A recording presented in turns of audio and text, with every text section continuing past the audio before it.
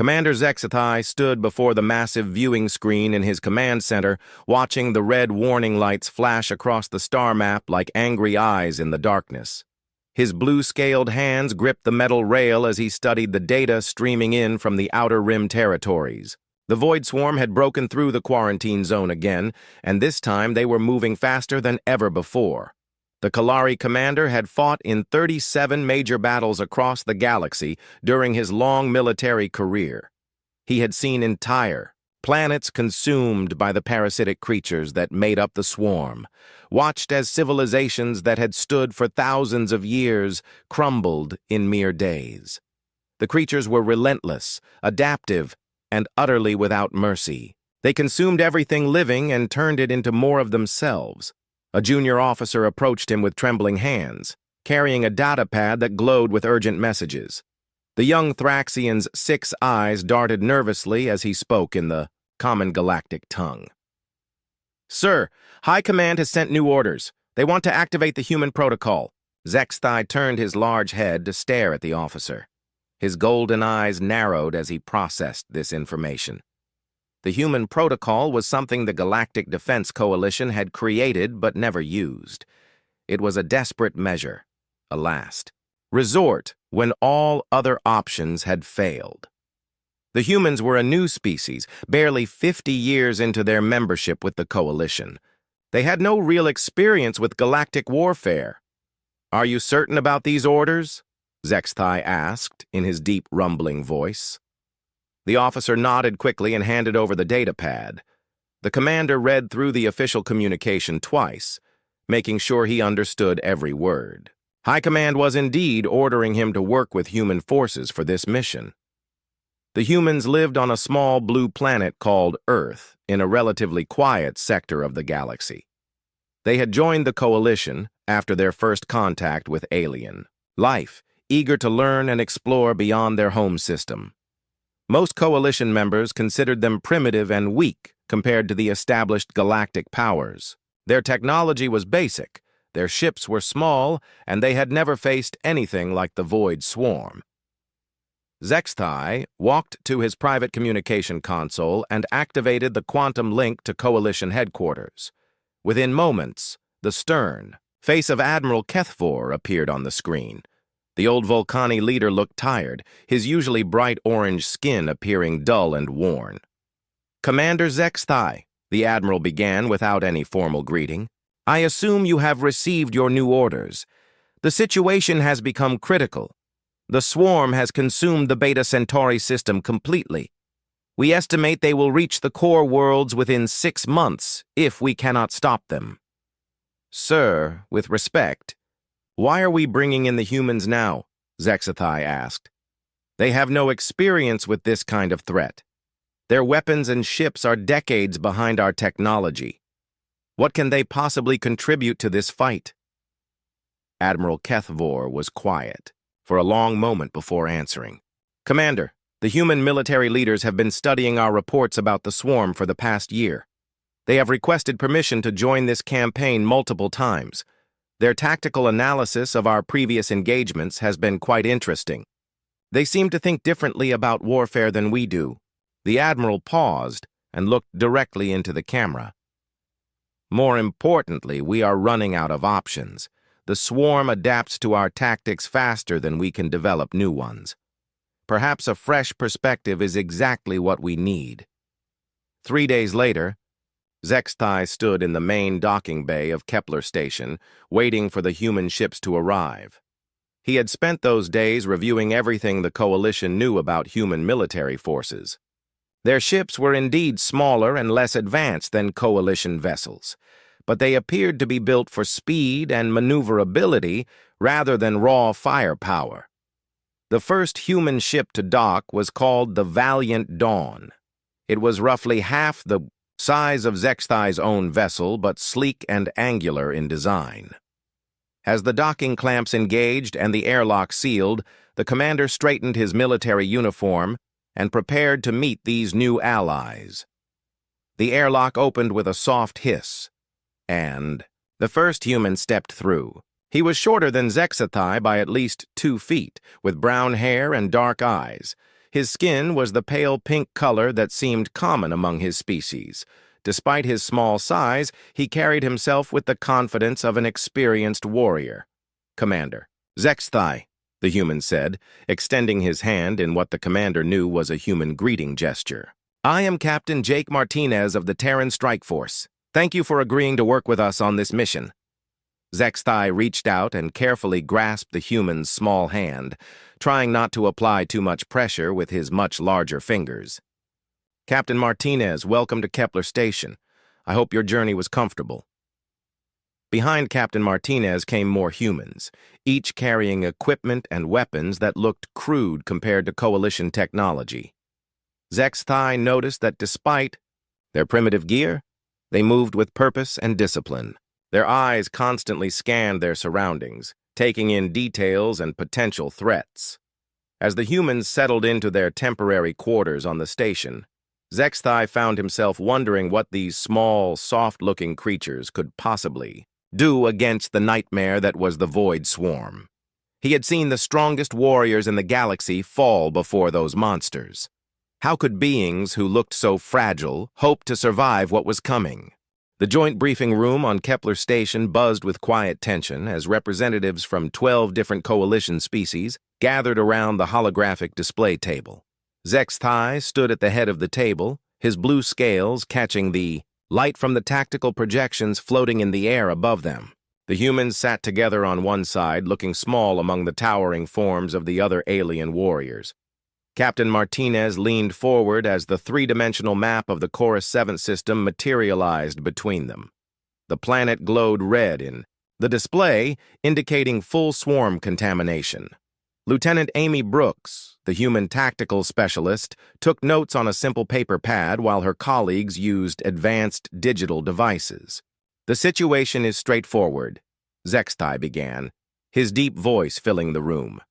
Chorus 7 was a mining colony with approximately 50,000 inhabitants. The swarm arrived 6 days ago. Our reconnaissance probes show the entire surface is now covered with their biostructures.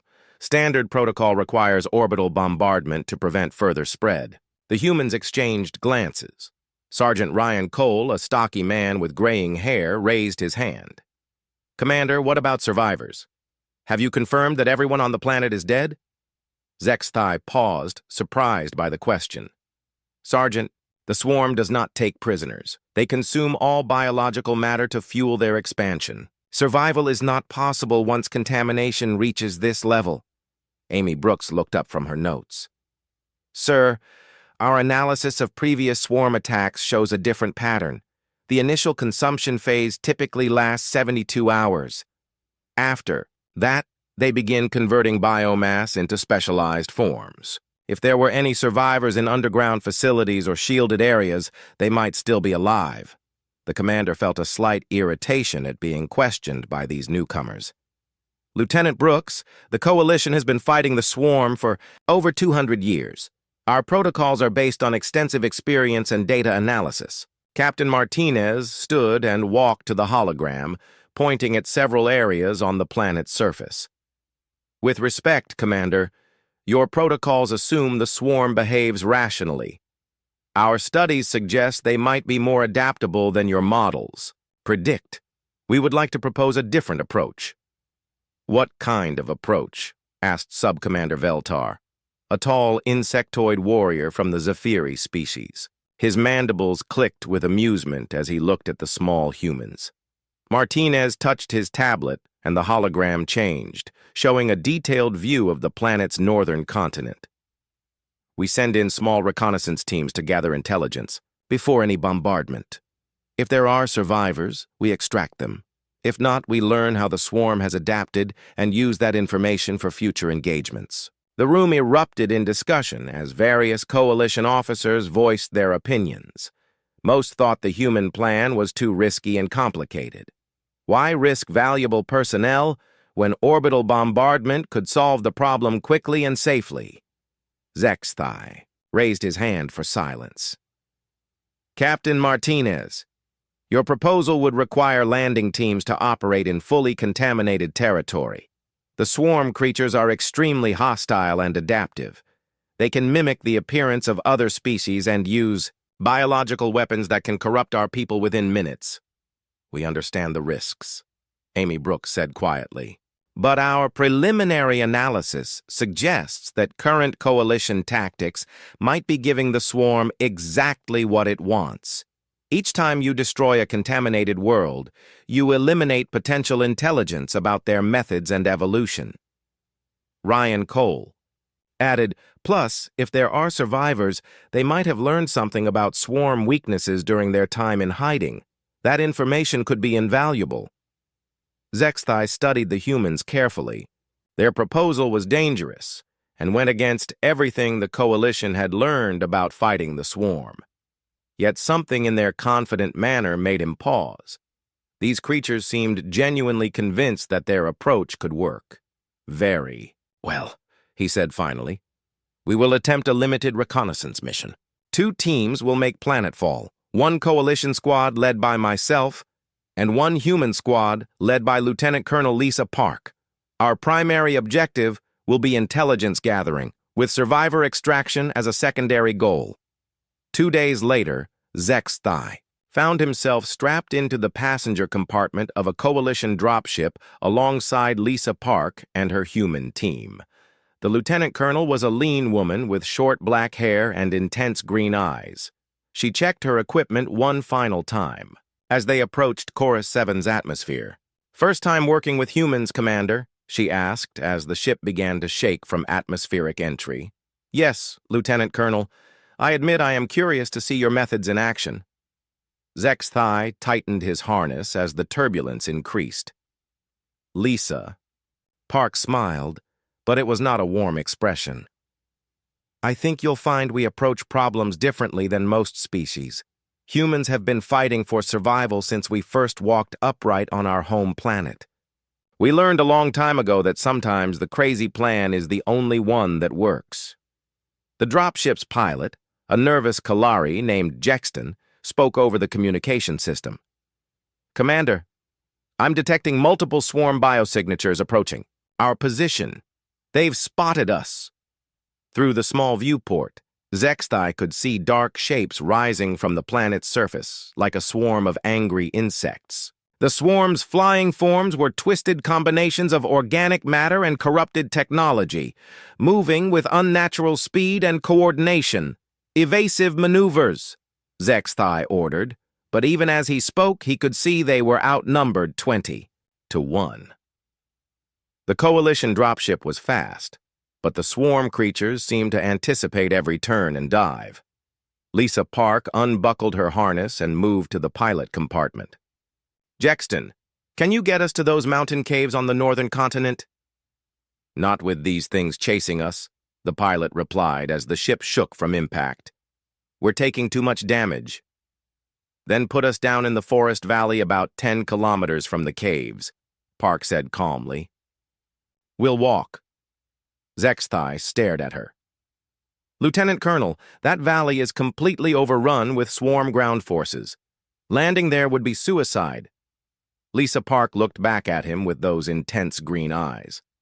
"Commander, that's exactly why they won't expect us to do it. Sometimes the best hiding place is right under the enemy's nose." The dropship crashed through the canopy of twisted trees with a sound like breaking bones. Zexthai felt his body slam against the restraints as the vessel skidded across the forest floor, tearing through undergrowth that had been corrupted by swarm biomatter. When the ship finally stopped moving, an eerie silence settled over them. Emergency lighting cast red shadows throughout the passenger compartment. Lisa Park was the first to move, checking her team with quick efficiency. "Sound off, people. Anyone hurt?"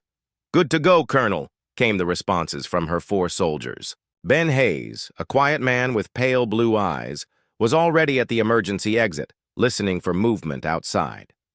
Kate Fisher, barely 22 years old, gathered medical supplies with steady hands despite the crash. The other 2, Scott Miller and Tom Clark, checked their weapons and equipment. Zexthai struggled with his harness, his larger frame having taken more punishment during the crash. "Pilot Jexton, What is our status? A weak groan came from the cockpit. The Kalari pilot was alive but badly injured, his arm twisted at an unnatural angle. Lisa Park moved to examine him while her soldiers secured the immediate area. The ship's navigation system is completely destroyed, she reported. We're about 15 kilometers from our target zone, but I can't tell you our exact position without working sensors. Ben Hayes opened the exit hatch carefully and peered outside. Colonel, you need to see this. Zexathai followed the humans out of the crashed ship and immediately understood the corporal's concern. The forest around them was no longer truly a forest at all. The trees had been infected by swarm biomatter, their bark replaced by pulsing organic material that glowed with a sickly green light. Thick tendrils hung from the branches like alien vines, and the ground beneath their feet felt soft and warm, as if they were walking on living flesh. This level of contamination should have taken weeks to develop, Zexathai muttered, studying the corrupted landscape. The swarm has been here for less than a week. Kate Fisher knelt beside one of the infected trees, taking readings with her scanner. Sir, the biomatter is still spreading. I can see it growing in real time. Lisa Park consulted her compass and pointed toward a distant ridge. We head northeast toward those hills. Stay close together and avoid touching anything that glows. Ben, you take point. Kate, watch our 6.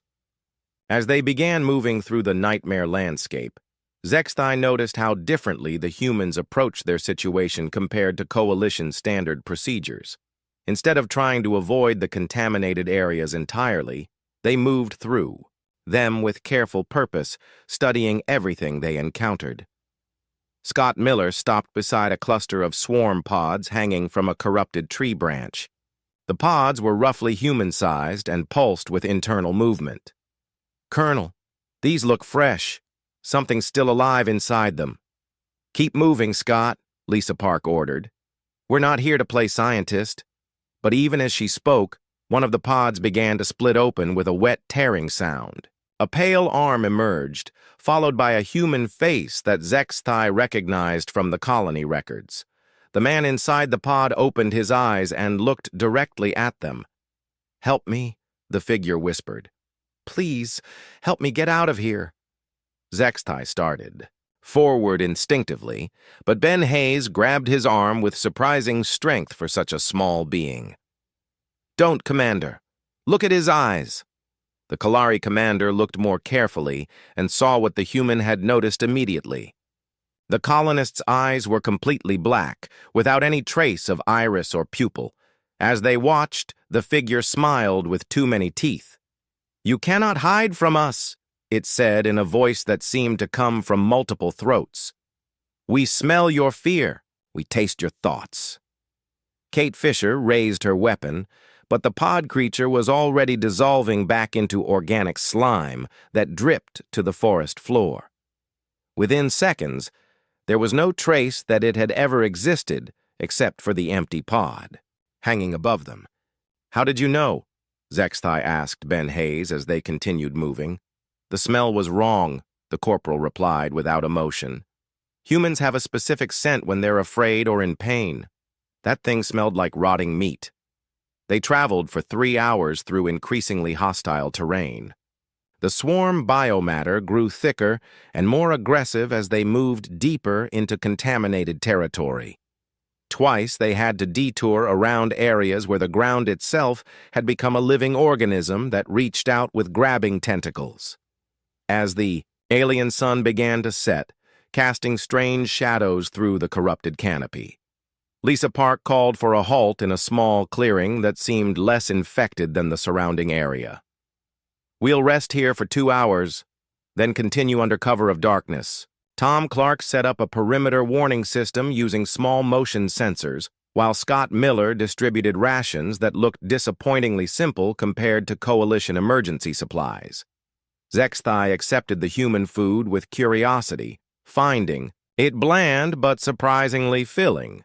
Colonel Park, he said quietly as they ate, your soldiers seem very calm for people surrounded by one of the most dangerous threats in the galaxy.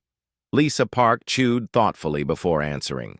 Commander, humans have been living with dangerous predators for millions of years. Our homeworld tried to kill us every single day.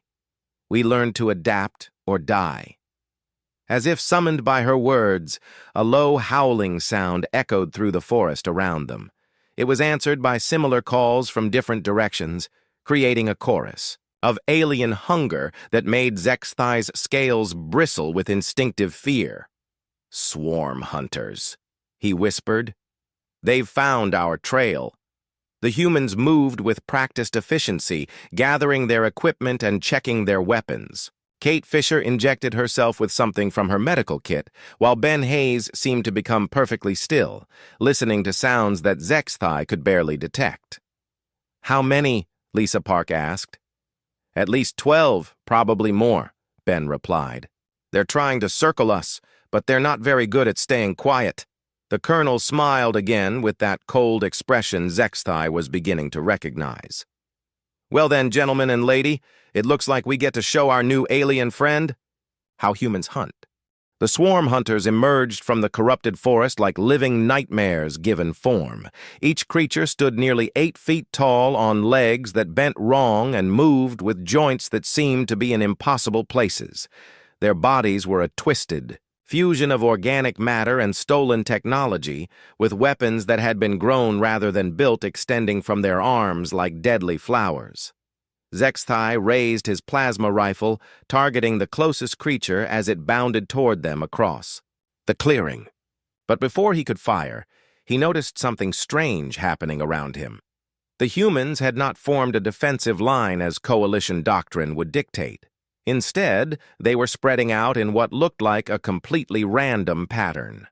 Ben Hayes moved to the left and dropped behind a fallen log, but he was not taking cover. He was positioning himself to flank the approaching enemies.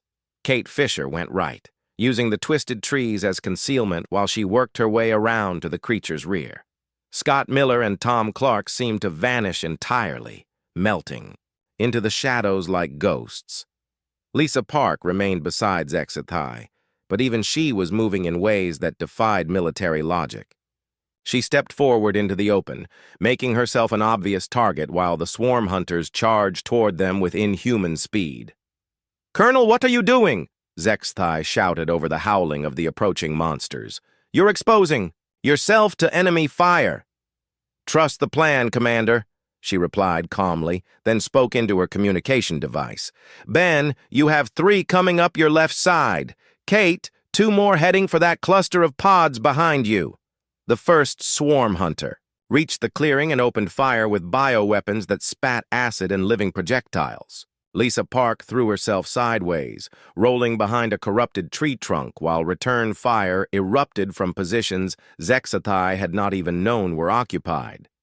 Ben Hayes appeared from behind his log like a jack-in-the-box, his weapon firing in controlled bursts that dropped 2 swarm creatures before they could react to his presence. But what shocked Zexthai was how the humans seemed to know exactly where the other creatures would be before they appeared. Kate Fisher emerged from the tree line behind 3 swarm hunters, her rifle chattering as she eliminated them with precise shots to what appeared to be their vital areas. She had somehow identified the creature's weak points simply by observing them during their approach.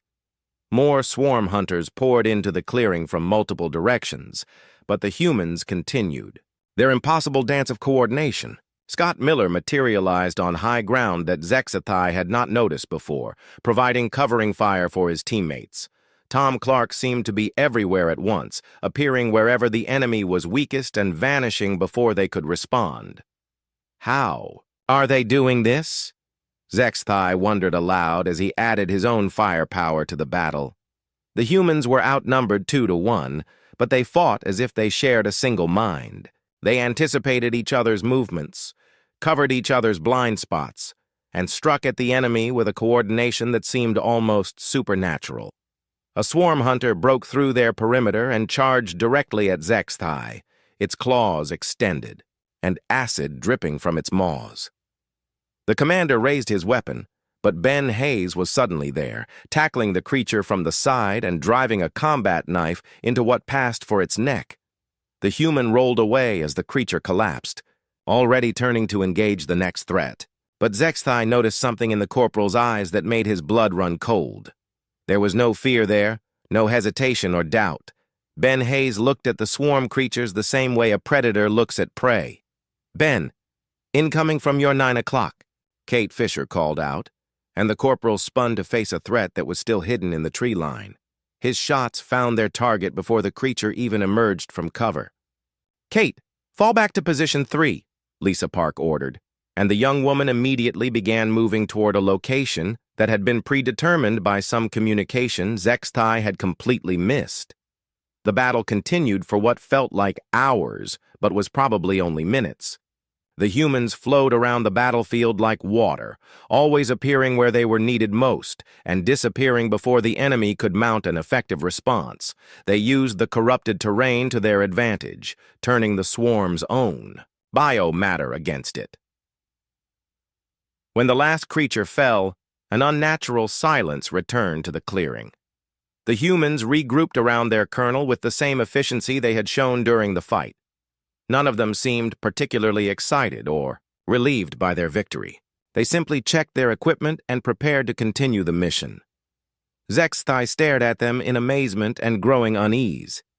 "How did you coordinate like that? You were separated by hundreds of meters, but you fought as if you were connected." "By neural links." Scott Miller looked up from reloading his weapon. "Sir, we've been training together for 3 years. We know how each other thinks and moves. But the timing, the positioning, it was perfect," Zexthai insisted. "No species can achieve that level of coordination without technological assistance." Lisa Park walked over to examine one of the fallen swarm creatures. "Commander, humans are pack hunters. We evolved to work together to bring down prey much larger and more dangerous than ourselves. What you saw tonight is just our natural instinct applied to modern warfare." She knelt beside the creature and began taking tissue samples with a small device from her kit. "These things are fast and strong, but they're individuals. They don't really work together. They just attack in groups. That makes them predictable." Ben Hayes joined her examination of the creature's corpse. "Plus, they're used to facing opponents who fight like them. Straight-up aggression, direct confrontation. They don't know how to handle an enemy that thinks tactically." Kate Fisher was scanning the area with her equipment, checking for more threats. "Colonel, I'm picking up a lot more biosignatures moving this way. We stirred up something big." "How many?" Lisa Park asked, standing and shouldering her pack. "Hard to say exactly, but at least 50, maybe more. They'll be here in 20 minutes. Zexthai felt his heart sink. 50 swarm creatures would be impossible to fight, even with the humans' strange tactical abilities. "We need to call for extraction immediately." Lisa Park looked at him with those cold green eyes again. "Commander, we're still 10 kilometers from our objective. The mission isn't complete." "Colonel, 50 creatures will overwhelm us regardless of our tactics," Zexthai protested. "We should withdraw and attempt this operation with a larger force. Or," Tom Clark said quietly, "we could make them come to us on our terms instead of theirs." The humans exchanged looks that contained entire conversations Zexthai could not understand. Finally, Lisa Park nodded and turned to him. "Commander, how would you feel about learning what happens when humans stop playing defense and start hunting for real?" The underground facility they discovered 3 hours later was worse than anything Zexthai had imagined in his darkest fears.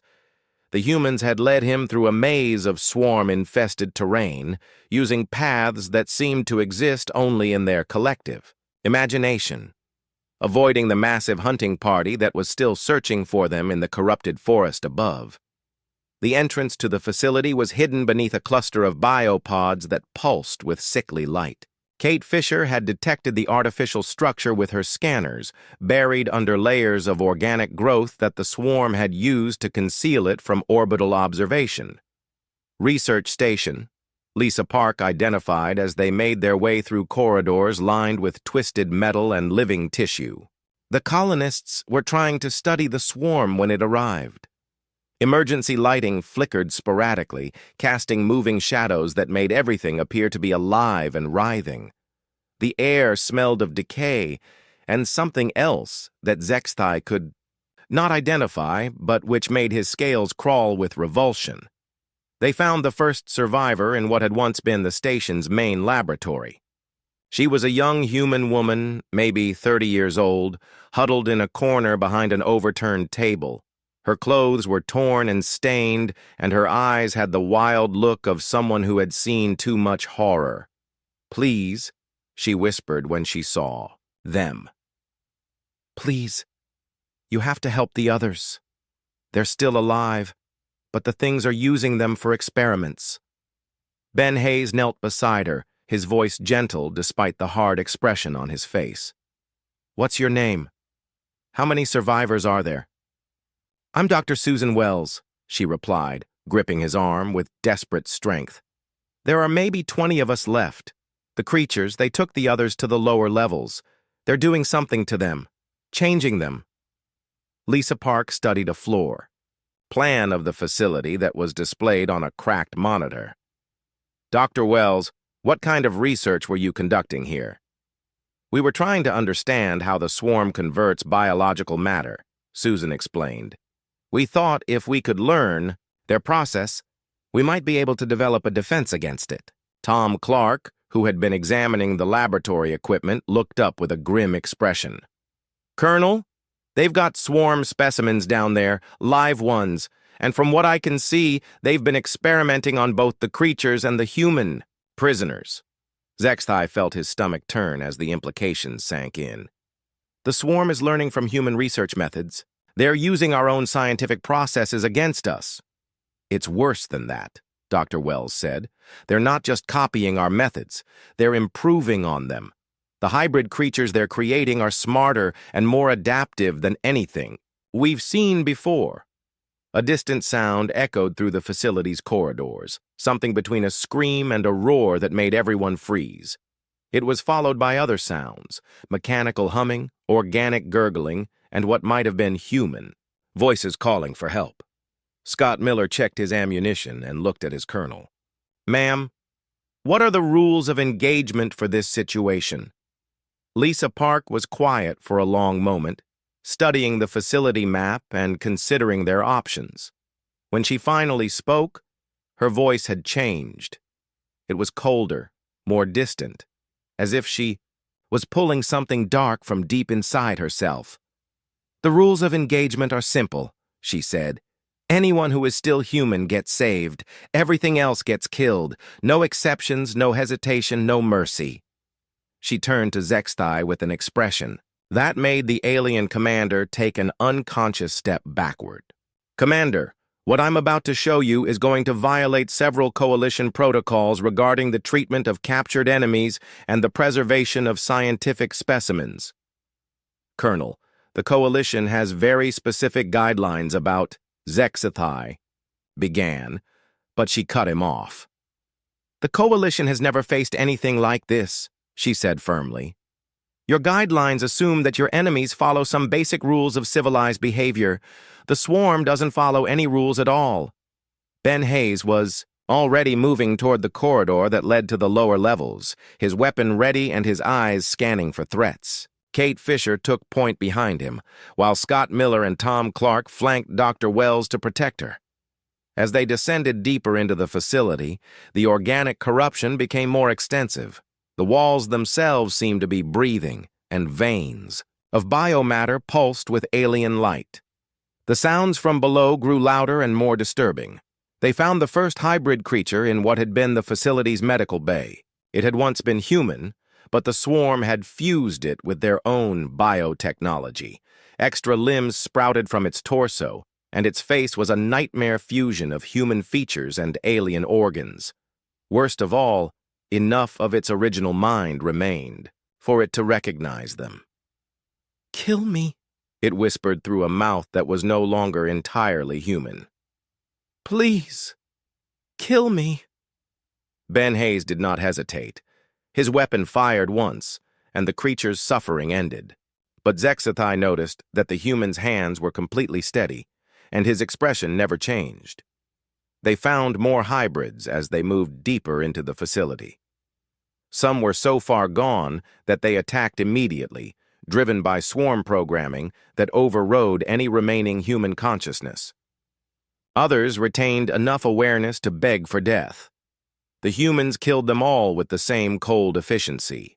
They did not debate the ethics of their actions or hesitate to end suffering when they found it. They simply did what needed to be done and moved on to the next horror. In the deepest level of the facility, they discovered the swarm's main breeding chamber. Dozens of pods lined the walls, each containing a human prisoner in various stages of conversion. Some were still completely human, while others had begun the terrible transformation into hybrid creatures. "Dear God," Dr. Wells breathed as she saw what had become of her colleagues, but the humans around her were not paralyzed by the horror. They were already working with brutal efficiency to destroy the swarm operation. Kate Fisher planted explosive charges on the bioconversion equipment, while Scott Miller and Tom Clark began systematically executing the hybrid creatures that were too far gone to save. Lisa Park found the facility's main computer terminal and began downloading all the research data, while Ben Hayes worked to free the prisoners who could still be saved. "Colonel," Zexthai said, watching the humans work with a mixture of admiration and growing fear. "How can you function in this environment? How can you make these decisions so quickly?" Lisa Park looked up from the computer, her green eyes reflecting the alien light of the swarm biomatter. "Commander, humans have been making these kinds of decisions for thousands of years. When survival is at stake, we don't have the luxury of moral debate. We do what works." She finished downloading the data and turned to her team. 2 minutes to extraction. Take only the survivors who can walk." As they prepared to leave the nightmare facility behind, Zexthai realized that he was beginning to understand why other species in the galaxy spoke of humans in whispered tones. It was not because they were particularly strong or advanced. It was because when the situation demanded it, they could become something that even their allies found terrifying. The final battle began at dawn, when the humans decided to assault the swarm's primary processing center directly. Zexthai watched in growing amazement and horror as Lisa Park outlined a plan that violated every principle of sound military strategy he had ever learned.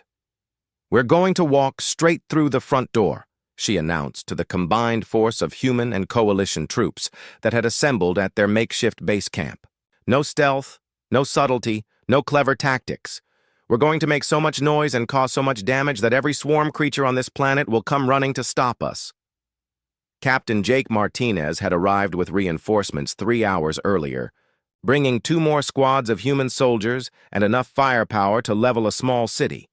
But even with the additional troops, they were still outnumbered by at least 100 to 1.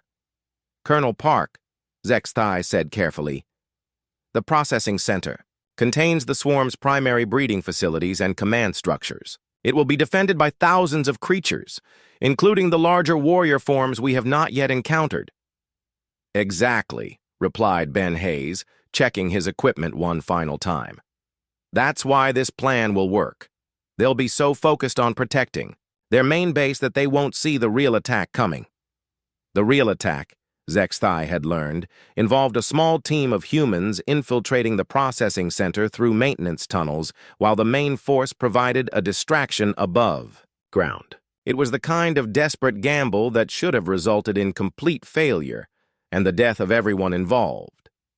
But as the battle began, Zexthai started to understand that human definitions of success and failure were very different from those used by other species in the galaxy. The first wave of swarm defenders came boiling out of the corrupted landscape like a living tide of nightmare. There were hundreds of them.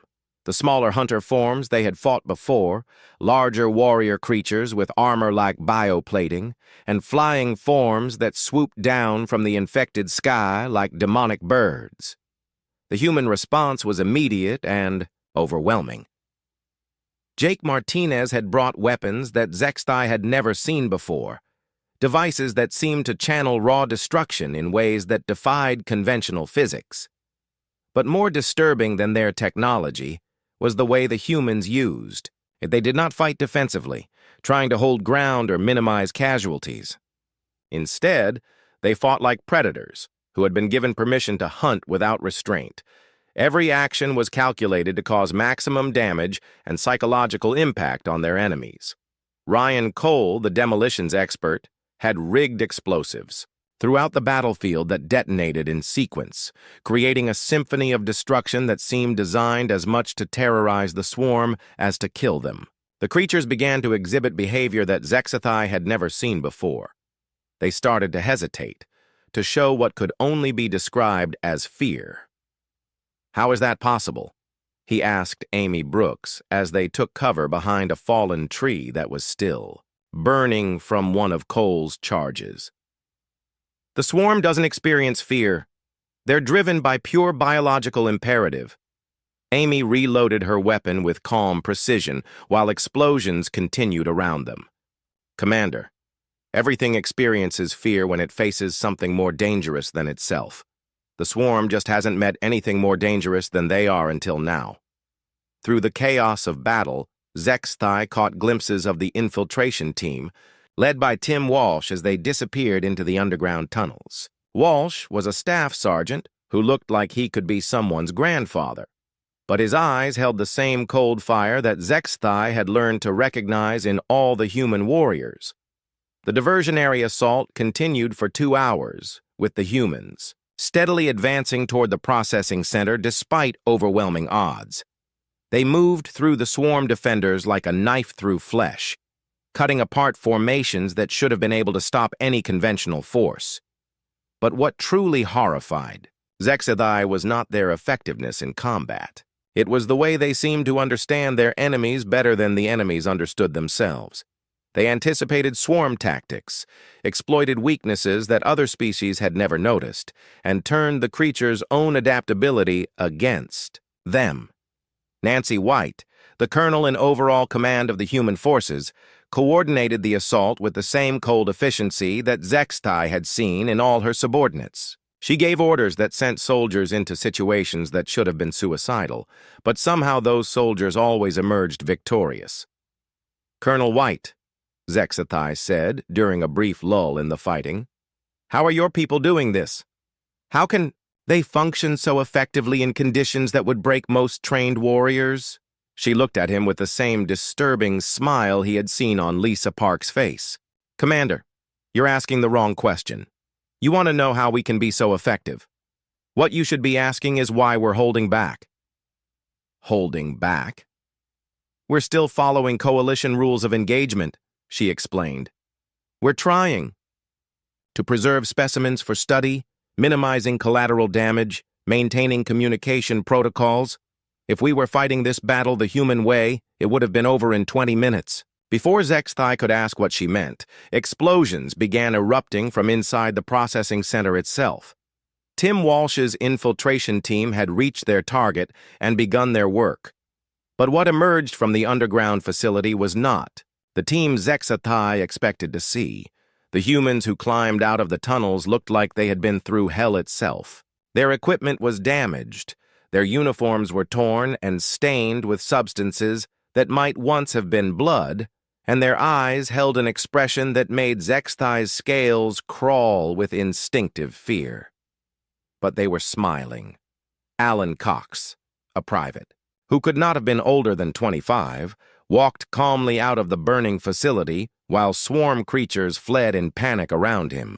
He carried a device that pulsed with bioenergy, something that had clearly been taken from the swarm's own technology and turned against them. "Package delivered," he reported to Colonel White with the same tone he might have used to announce the completion of a routine training exercise. "The hive mind is experiencing some technical difficulties." As if summoned by his words, a sound emerged from the processing center that Zexathai had never heard before. It was the sound of thousands of swarm creatures screaming in unison, not with rage or aggression, but with something that could only be described as terror. The remaining swarm forces began to retreat, abandoning their positions and fleeing toward the contaminated zones of the planet. But the humans did not let them go.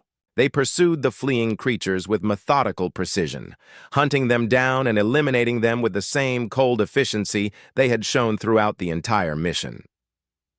Colonel White, Zexathai said as they watched the final phases of the battle. "What did your infiltration team do down there?" "They showed the swarm what it feels like to be prey," she replied. "Humans have been hunted by things bigger and more dangerous than ourselves for millions of years. We learned how to be afraid, and more importantly, we learned how to make other things afraid of us." As the last of the swarm creatures were eliminated and the processing center burned behind them, Zexthai found himself alone with his thoughts.